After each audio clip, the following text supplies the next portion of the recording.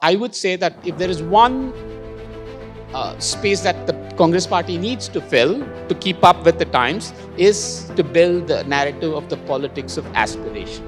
While doing the Bharat Jodo Yatra, but that momentum did not manage to keep when it came to Haryana, Maharashtra elections and Jammu Kashmir. So what went wrong? Haryana had 90 total seats, of which 65 are categorized as rural and 25 are categorized as urban. The Congress party actually won 33 out of the 65 rural seats. Where it lost is in the urban seats. Maharashtra, there is something wrong with the way the Maharashtra elections were conducted as far as Maharashtra voter lists were concerned. And I know that the EVM issue is fraught. It can never be proven one way or the other.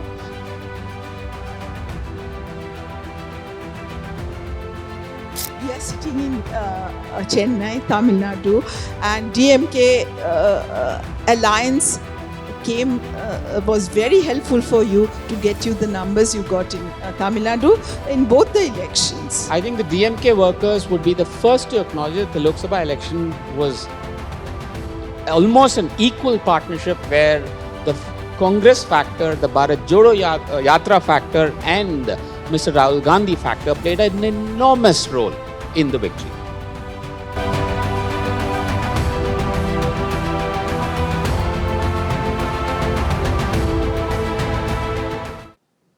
You've had a small introduction already, so I don't have to do that. Praveen does two very key things for the Congress. One, he's the chairperson of the professional unit of the party, and he's also chairman of the data and analytics. The two very key things in creating opinion and idea around which a political party must work while creating its ground resonance. Praveen, in this long history of Congress Party, 140 years, there have been many ups and downs. But the challenge that you face now, is it structural? Is it organizational? Or is it that your leadership no longer has the brand recall it used to once have? What, in your opinion, is the biggest crisis now? Vanakkam. Before people think that I'm a Bengali Chakravarty and we will have some Bengali chatter here, I'm not, I'm a Tamilian Chakravarty. So I just wanted to make sure that I clarify that, so I don't get any brownie points from Santwana for that. Now, I think the question that you asked is, it's obviously there's no direct one answer to it. I think it's not a secret that the Congress party is perhaps not at its heydays as it used to be earlier. Now, why? And this is my view, and I'm going to be fairly candid and honest. I think there are a bunch of things that have happened. One, I will start by saying we still believe that if there is one party that can keep this country together and knows how to govern this country, it is the Congress party. I must point out on this, and I don't know if you like it, but your northern counterpart, when the budget was announced by the finance minister last year, there were 3 specific ideas that the budget picked up from our manifesto, the 2024 manifesto, election manifesto that I was a part of.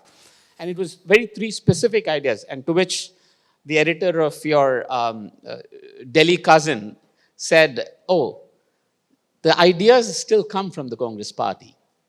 So to that extent, I think we must understand that there is a very fundamental role in Indian society for the Congress party in terms of its ideas, in terms of its association with the country. Now, I think we could do with a little bit more freshness. I'd be the first to admit that the party is perhaps not moved with the times at the pace at which it should. And I think we could do with some freshness in narrative, freshness in strategy, and freshness in leaders in team. Because the country has moved. If you actually think about, so let's say if I look at 2029, which is the next big election for the, more than half, nearly 60-70% of voters in 2029 would have come of age politically, started to understand politics in India only from 2009, which is Dr. Manmohan Singh's government. So they don't know anything anything before that. And the Congress party is a 140-year-old party. So it's an old party, and being such an old party has its positives and negatives. Positives is we understand the country. Negatives is we are too old. I was going to ask you about the idea of borrowing, about the manifesto and budget and all. We'll come to that later. But are you trying to say the white T-shirts and the biceps are not working? The young generation is not getting connected with it? And if we could ask you to decipher a little bit on that before we go on to your next question. No, so the white T-shirt, since you refer to it, and I know you're probably referring to a recent announcement of a white T-shirt movement. Now, I mean, obviously, white T-shirt is more symbolic. It's more metaphorical to point out that it started with the Bharat Jodo Yatra, which I think even I saw some people from the RSS before this session. I'm sure even they would admit that the Bharat Jodo Yatra was an enormous, tremendous success. Tremendous success in communicating and articulating a new message of politics, which is, for the first time in political history anywhere in the world, the phrase politics of love came up. And for that to be articulated, so the white T-shirt in some sense symbolizes that. The white T-shirt symbolizes the politics of love, the politics of justice, which is social justice. I would like to believe that it also symbolizes the politics of aspiration. And if you ask me very candidly, I would say that if there is one space that the Congress party needs to fill to keep up with the times, is to build the narrative of the politics of aspiration. And the politics of aspiration narrative, which is, I say this even in meetings internally, and this one statistics, which just astounds me. There were 5 lakh youth below 30 that were investors in the stock market in 2013. There are now 4 crore youth below 30 that are investors in the stock market. That is a staggering increase. What are they saying? When there are 4 crore youth punting money in the stock market, then A, they don't have that much money. B, they don't have a job. They can't get jobs. C, they want to make money. It reflects aspiration. What is the Congress party's message for those 4 crore people? And I think that's where we need to do some more work. But don't you have a problem about messaging there, given the fact that your top leadership is always engaged in taking pot shots at certain business houses, corporates? And on a serious note, it is being noticed that the Congress is sort of 2 steps forward, 1 step backward, 1 step forward, 2 step backward. It's going like that. You did earn some brownie points while doing the Bharat Jodo Yatra. Then not brownie points, votes. Yeah, votes. Yeah. And it translated into better performance, remarkably better performance in Lok Sabha. But that momentum you did not manage to keep when it came to Haryana, Maharashtra elections and Jammu Kashmir. So what went wrong? Why is that the Congress cannot be, is seen to be not able to build on what are the gains they are making, or seeming to make? First, I'll respond to your question about taking pot shots at business people and how does that gel with the politics of aspiration. Now, I think when we say aspiration and business, we have to separate and differentiate between cronyism and business. If anything, cronyism is actually negative for aspiration. If today, and as you know, I'm an economist, so if today private investment has been floundering for the last 10 years in this country, it is precisely because of that. It's precisely because of cronyism. It is precisely because of favoritism of a few corporates. So if anything, it actually gels with the politics of aspiration. As regards to elections, now, and I'm going to say this very responsibly, I think the state elections that you're referring to, of course, there are multiple factors at play. Haryana is separate, Maharashtra is separate. Haryana, I believe, that, and the numbers are very clear. See, Haryana had 90 total seats, of which 65 are categorized as rural and 25 are categorized as urban. The Congress party actually won 33 out of the 65 rural seats. Where it lost is in the urban seats. It won 8 out of 25, whereas the BJP won 17. So it goes back to our narrative for the politics of aspiration and for urban youth. So that's a different case. Maharashtra, I have now been at the forefront of this issue. I had a press conference in Mumbai day before yesterday. There is something wrong with the way the Maharashtra elections were conducted as far as Maharashtra voter lists were concerned. And I'm saying this with full responsibility, with utmost care, after having analyzed and looked at the data in extreme detail.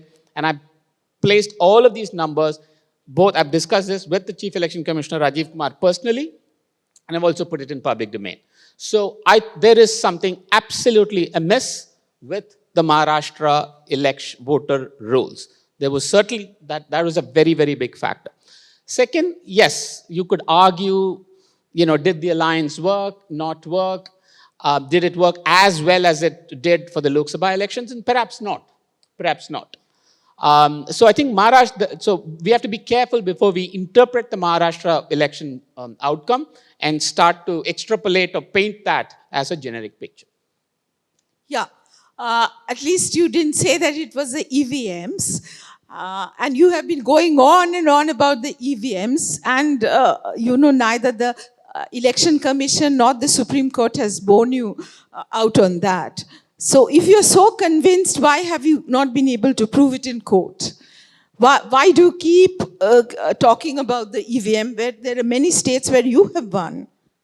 No, I did not talk about the EVMs. I mean, that is exactly... It's your party. So, You're talking about... I'll come to that. I'll come to that. So voter lists are very different from the EVM issue. I think the EVM issue is one of more of a trust. Forget whether the Congress party believes what the Congress party believes or not. I think data by CSDS and other research organizations tell you that the public trust in EVMs is at an all-time low. It is at an all-time low. So, and I know that the EVM issue is fraught. It can never be proven one way or the other. But, I mean, if there's one advice that our founding leaders, including Dr. Babasaheb Ambedkar, would give the Election Commission today, it is to be like Caesar's wife, be above suspicion. On a more recent note, you are going it alone in Delhi. And of course, there are some questions about why you didn't play up the legacy of Sheila Dikshit, even now considered the most popular chief minister of Delhi, three-term chief minister, why the Congress party did not encash on her legacy. And the second question is, given the kind of noises that are coming out of your India bloc, is this going to be the formula going ahead in Bihar as well? Because your old ally RJD is making certain noises. What is the formula? Going it alone? Going it alone. Now, I can't speak for Bihar. I think the India alliance was a formation for the 2024 Lok Sabha elections. The difference was, the Congress party has had alliances in different states before. Like, for example, in this state, we've had a long-standing alliance with the DMK. In Maharashtra, we've had a long-standing alliance with the NCP. In Bihar, we've had a long-standing alliance with the RJD. And I think those alliances, state-by-state alliances, will continue. Whether some of them continue for the state election or not, clearly in Delhi, it was decided that the Congress party would go it alone. Now, you have to understand, Santwana, so, we can't, not you, but I'm just saying, we can't make both arguments. On one hand, we can't say the Congress party is getting weaker and weaker because we started off with the question of why have you fallen from your heydays? And on the other hand, to build a party, it requires a political party to go it alone, to build its organization, to have its candidates contest. And for that, we necessarily have to sacrifice some alliances, and Delhi happens to be one such example. So it's a balance. It's a careful balance that we have to strike, and it's not an easy one. As regards your question about Sheilaji's legacy, when I was in Delhi, I clearly saw posters and slogans, including Sandeep Dixit. Of course, we'll talk about Sheilaji's legacy, but I think Sheilaji ka sarkar is like a slogan that the party is certainly using very actively in the Delhi elections. But what about the India alliance? Who is your main target in Delhi? Is it BJP or Kejriwal, your former India bloc ally? And what is the status of the India bloc? There have been noises within the bloc saying that, Mamata Banerjee should be projected as a alternative leader. Is Congress prepared, like Mani Shankar Iyer, one of your old congressmen, has said, that Congress should be a little more magnanimous?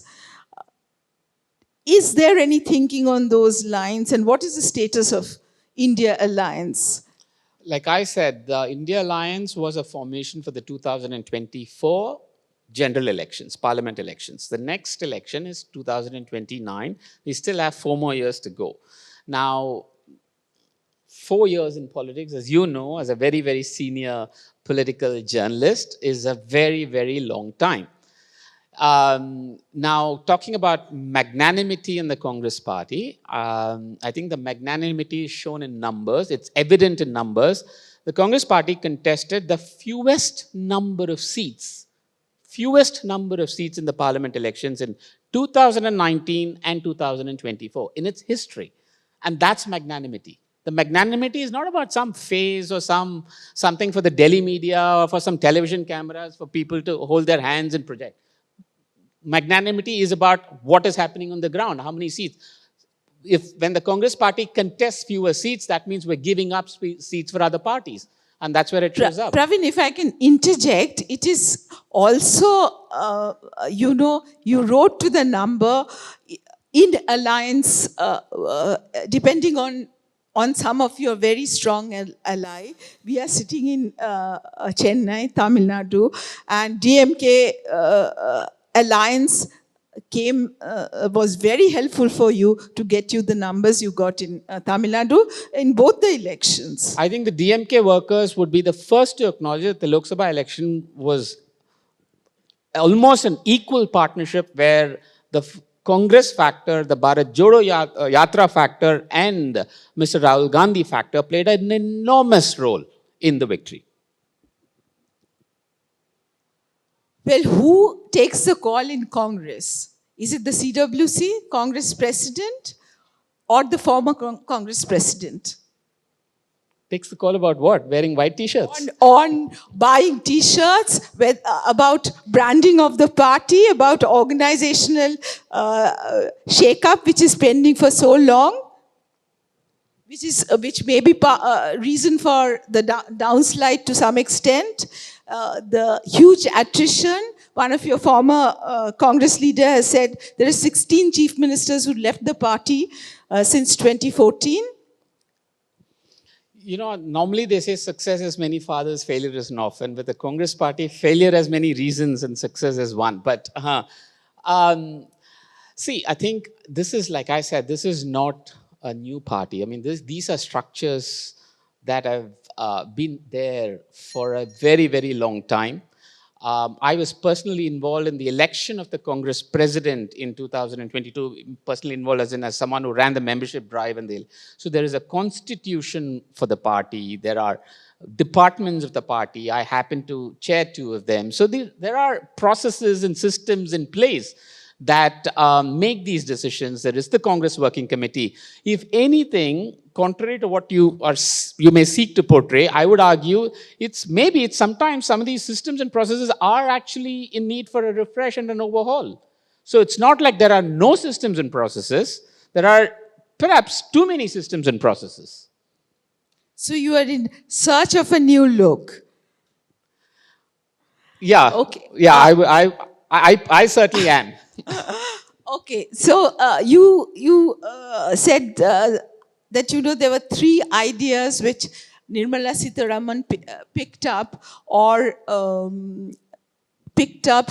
sort of resonated with from your manifesto. Which are the other ideas which you would expect her and hope she adopts in the coming budget? Yes, and I think on the issue of economy and foreign policy, at least, we believe that we have to have a certain unanimity, a certain consensus.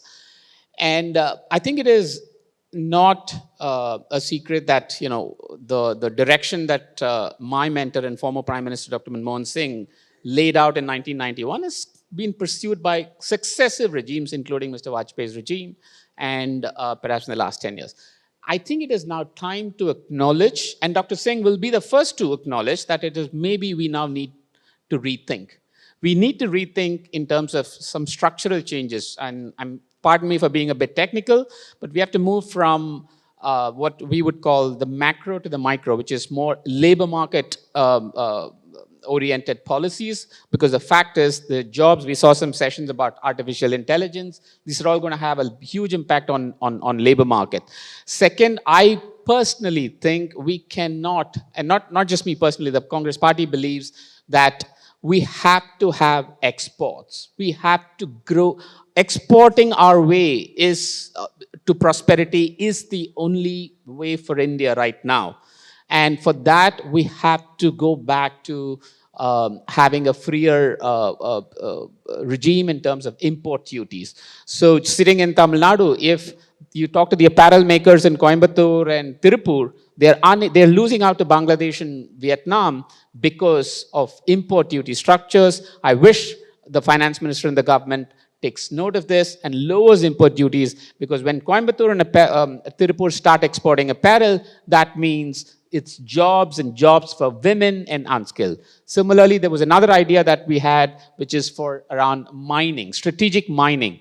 Mining is one sector that can generate jobs for unskilled workers, and it's the only sector where you take jobs to people, not people to jobs. And with the transition to electric, we had a proposal in the manifesto saying we will commit to increasing mining, to doubling the share of mining to 4% of GDP. I hope the government and the finance minister takes cognizance of that. As opposition, you've been criticizing for the longest time about, private investments not happening at the scale it is required, and the economy, it's not spurring consumption. So how do you think, in your view or in your party's view, this should be done? What are the steps? 2 things. Rationalize GST. GST is the biggest tax that is hurting consumption. There is simply no need for this, for it to be so complicated. Of course, we all know the popcorn story, but rationalize GST. Second, even if you don't lower income taxes for people, which I would certainly advocate, but for revenue reasons, if they can't, then at least make a clear commitment that for the next 4 years, there will be no increase in income tax rates for the salaried class. At least make that commitment. That's the least we can do. So once that's visibility is there, I think that will boost consumption. You were talking about that a basic consensus on economy and foreign policy should be there. But the leader of opposition has been in variance with the government and your party by that stretch on major foreign policy issues, which we have not seen before. So what do you have to say about that? And a few things that when you take these ideas to the professional congress, what are the new changes that you have brought in? Okay, on foreign policy, no, and I think we have to, this is not one to be flippant about. So when it comes to the issue of China, I think our peeve with the government is that the government actually does not discuss and consult. So what is our China strategy? And I don't think it's... elaborate a little because there are a lot of students here for them to understand. So now, our relationship with China has deteriorated, and unfortunately, our relationship with all the other neighbors, Sri Lanka, Bangladesh, Nepal, has deteriorated. And that's a fact. This is not a charge that I'm leveling, it's a fact. But with China, we have to have a more holistic view on it. A, we are economically dependent on imports from China. That is a reality. B, they are sitting inside our land in Arunachal. They've taken away thousands of square kilometers of land. How do we balance the two? And for this, we need to be mature as a country and have consensus domestically first, and then, I mean, what the response that we have right now is actually a no response. I think the last time I heard the Prime Minister utter the word China, was when he was hugging him in 2019. So, and this is all. So this is not, like I said, That's not an old narrative. It's not. What is the China strategy? What is the China? You may not like me criticizing it, but this is, I mean, let us be honest to ourselves here. We don't need to be, we don't need to brush things under the carpet. So my simple point is, let us have a conversation. Let us have a discussion. When was an all-party meeting held on foreign policy last? It was not held. Why? If we have a problem with China, if we have a problem with Bangladesh, we do have a problem with Bangladesh. Should we not sit down together and discuss? When was it done? What are we scared of? We don't need to be scared of anything, right? So that's the point that we're making. We're not saying we're going to be deferring. We're not going to say, oh, if we should do this, and if you don't do this, we'll go out and criticize you. No, but let's all sit down and agree. For whatever reasons, we have chosen to do this. And this has been the long-standing political tradition of our country, our democratic tradition. And that's fallen apart. As regards to Professionals Congress, now, like I said, Professionals Congress, the department that I lead, is also very intricately tied to what I believe the politics of aspiration that I said that the Congress party needs to develop.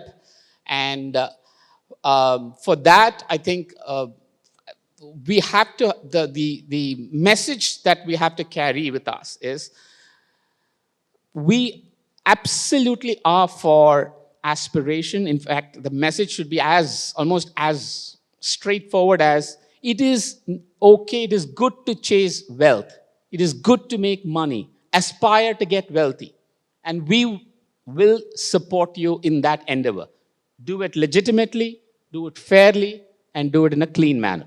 And this narrative is what the Professionals Congress is now tasked with developing and taking to the middle class. But your leader, Rahul Gandhi, says it is an ideological battle. So have your party been able to counter the Hindutva narrative, which is a very strong sort of emotional appeal to religious identity-based politics? Has Congress been able to counter that in any way? Or what is your counter to that? You one day go visit temples, another day you uphold secular values. So where do you see, what is your ideological position vis-a-vis this? No, I think, Santwana, that's conflating too. As a practicing Hindu, I can tell you, I am absolutely no, you do that in a political, as part of the political campaign. So no, that's in fact the entire battle is that the Hindutva or Hinduism as is being projected is not the form of is not the true Hinduism, and that is the message that we're saying. We're not saying it's Hindu versus something. And I can say that a lot of us were practicing Hindus within the Congress party. So that doesn't mean we are not practicing Hindus. What it means is what the version of Hinduism that is being propagated is not the true version of Hinduism as taught to us, as our civilization is known. And that is what we are trying to, when we say it's an ideological battle, that's the ideological battle that we're talking about. So, wrapping it up, is there any question? Anybody wants to ask anything? Yeah. There's a gentleman. So, respected Praveen Chakravarty, sir, I am a very senior citizen. I have been observing the Tamil Nadu politics. You said the alliance, till 1967, Congress was a ruling party under the great Perundalaivar Dr. Kamarajar. After that, it lost power, and the efforts were made to gain power. But today, it is only playing the second fiddle to DMK. And they are not even prepared to give sharing the power. Many of the alliance parties are asking for sharing the power in Tamil Nadu. But Congress also, the leader of the opposition, leader of the Congress party in the assembly, he also made a statement, we want to share power. What are your thoughts on that, sir? Yeah, you're right in the sense that we could have done a lot more in Tamil Nadu, and particularly coming from Tamil Nadu, even though I have an all India position, it hurts me even more that the Congress party has not been able to do more in Tamil Nadu. I think all I can say at this point in time is, I think with the change in generation within the Congress party, there is a very clear pressure, demand, and aspiration for us to build our base and get much, much stronger in Tamil Nadu than we have been for the last 30, 40 years. Thank you, sir. Is there any other question? Yeah, okay. We'll wrap it up. The old Congress party is in search of a new identity. Thank you, ma'am. If I may please request our session chair to